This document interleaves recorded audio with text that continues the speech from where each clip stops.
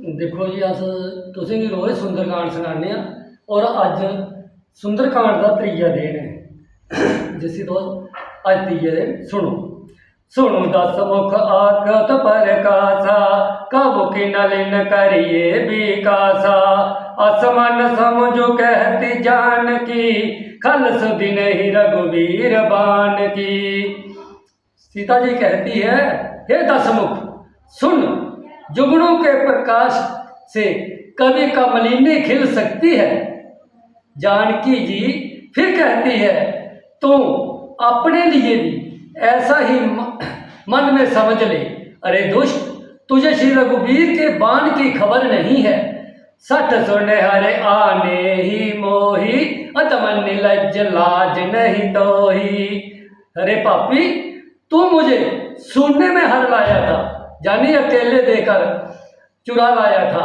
अरे अदम निर्लज, तुझे लज्जा नहीं आती, अपने आप को शूरवीर समझते हो।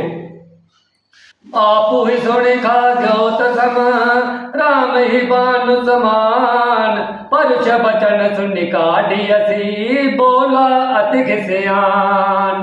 अपने को जुगनों के समान और रामचंद्र जी को सूरज के समान सुनकर और सीता जी के कठोर वचनों को सुनकर रावण तलवार निकालकर बड़े गुस्से में आकर बोला, सीता ते मम कृत अपमाना, काटे तब सिर कठिन कर पाना।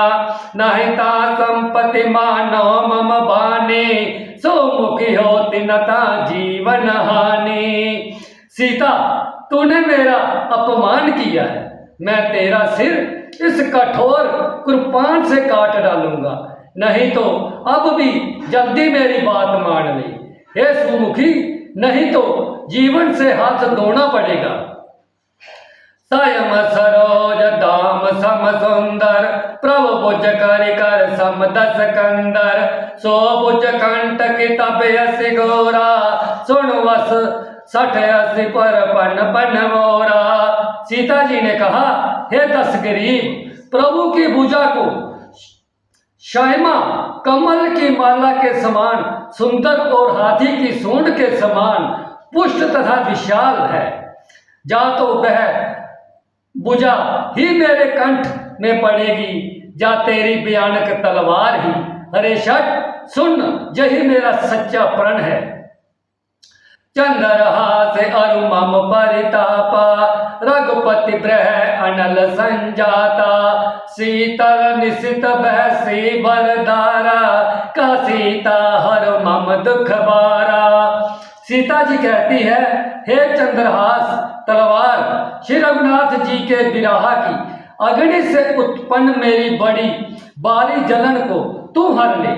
हे तलवार, तू शीतल शीतल और श्रेष्ठ धारा बहती है, अर्थात मेरी धारा ठंडी और तेज है।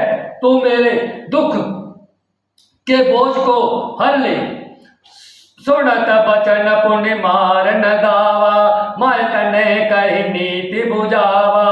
कैसे सकल निसचरी बुलाए, सीता ही बहु विधि त्रास हो जाए। सीता जी के ये वचन सुनते ही वह मारने दौड़ा।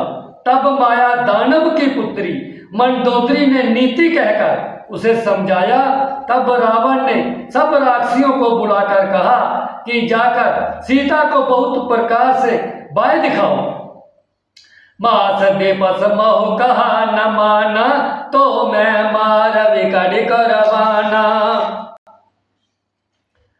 यदि महीने भर में ये कहा न माने तो मैं इसे तलवार निकाल कर मार डालूंगा। भवन गया 10 कंदर, यहाँ पिशाचनी वृंद। सीता त्रास दिखावी, दरे रूप बहुमंत। जो कहकर रावण घर चला गया, जहाँ राक्षसियों के समूह बहुत से बुरे रूप धरकर सीता जी को बाय दिखलाने लगे। तेरे जटा नाम राक्षसी एका, रामचरण रति ने पुण्य बवेका। सपनो बोल सुनासी सपना, सीता से ही करो हित अपना। उनमें एक त्रिजटा नाम की राक्षसी थी। उसकी श्री रामचंद्र जी के चरणों में प्रीति थी और वह विवेक ज्ञान में निपुण थी। उसने सबको बुलाकर अपना सपना सुनाया और कहा, सीता जी की सेवा करके अपना कल्याण कर लो। सपने बानर लंका जारी, जातु दान सेना सब मारी। खर अरोड़ नगन 10 सीसा, मुंडित सिर खंडित भुज बीसा। सपने में मैंने देखा कि एक बंदर ने लंका जला दी, राक्षस की सारी सेना मार डाली गई।